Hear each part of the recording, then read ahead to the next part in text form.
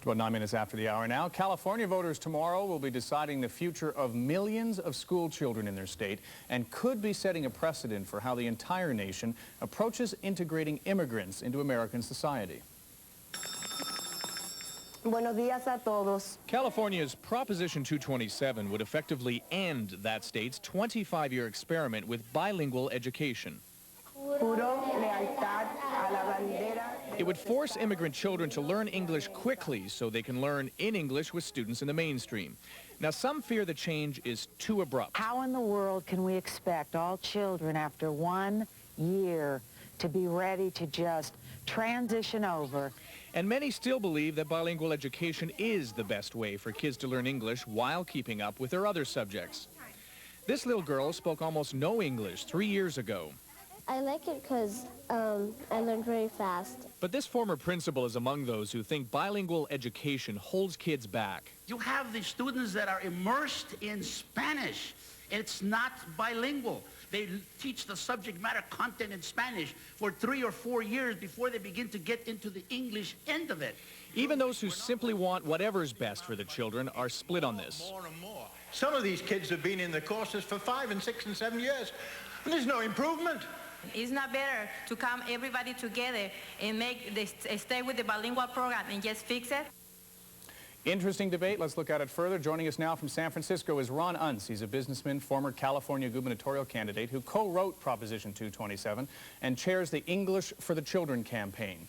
And from Los Angeles, Theresa Bustillos. She is a former judge, now with the Mexican-American Legal Defense and Educational Fund, and she and the group oppose Proposition 227. Good morning to you both. Good morning. Great to be here. Okay, let's assume we all want to do what's best for the kids. Ron, why don't we begin with you? Why is it better to immerse people totally in English rather than ease them into it?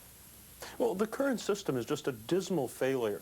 If you look at the official statistics from the State Office of Bilingual Instruction, 1/4 of all the children in California public schools don't know English. And of the ones who don't know English, each year only 5 or 6% learn English. 95% of the children who start a given school year not knowing English have not learned it by the end of that school year, and much of the failure is because of the Spanish-only program called bilingual education. But how do you know immersion will be better? Well, it's the method used in every other major country in the world that has a large immigrant population. Germany and France and Britain and Australia and Canada and Israel all teach children the national language as quickly as possible once they begin school. None of them use what we call bilingual education.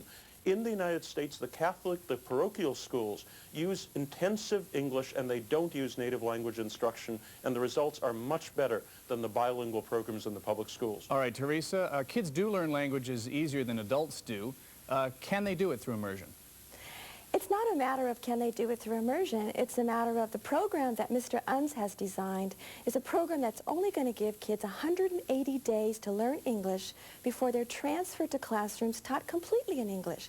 There's absolutely no research support for the proposition that kids can learn enough English, be literate in English, to compete in English-only classrooms in 180 days. The problem with Mr. Unz's proposal is that it's a one-size-fits-all solution that doesn't take into consideration local needs, local students, local resources, and doesn't build upon those rich local resources to ensure that our children are going to learn English and learn academics like math and science, because it's math and science that are so important if we're going to compete in this technological age.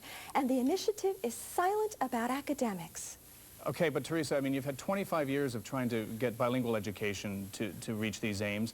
The most recent numbers show that it's just not working in a large number of cases. But you know what? Only 30% of the limited English proficient children in California are even in bilingual education programs. And there are numerous examples of bilingual education programs that work. There are also numerous examples of other programs in this state that work. This initiative is going to wipe out every single program in California except those that fit this very rigid 180 days, only one chance to learn English, or you're out. Ron, I should give you the chance to respond to that. Well, a lot of that is nonsense. The initiative doesn't say 180 days anywhere in the initiative. It says for young children it normally should take a year or less to learn enough English to be mainstreamed in with the other kindergarten students. Now, if it takes more time, they can stay in this intensive English program for a longer period of time. Also, the current system is just a dismal failure. The children are not learning English today, and in fact, for Latino children who don't know English in elementary school, approximately 70% are in these Spanish-oriented programs. And Latino immigrants are the one group given a lot of bilingual education, and they're one immigrant group that does worse than all the other immigrant groups, because the others are taught English, while Latino children are taught Spanish. Well, Theresa, let me ask you, I mean, English is the language of commerce increasingly in the world. It's a language of computers. Isn't it better to have these kids better at English faster? What is better is for these kids to know English well. If they're going to compete in schools, if they're going to compete in this global economy, they have to know how to speak English well. And while Ron may wish that his initiative said what he just said, it does not. It specifically says normally one school year. One school year in California means 180 days, and he knows it. So if he's reconstructing his initiative, that's wishful thinking on his part. And that is really the issue. These kids are only going to have 1 year to learn English, and they're silent about academic achievement. It also appropriates $50 million to teach adults English if they simply pledge to tutor their kids. Ron, last word to you in this case. Do you think if this passes tomorrow and the polls show that it might, that it'll have implications in the rest of the country? Tremendously so. Half of all the bilingual programs in the country are in California.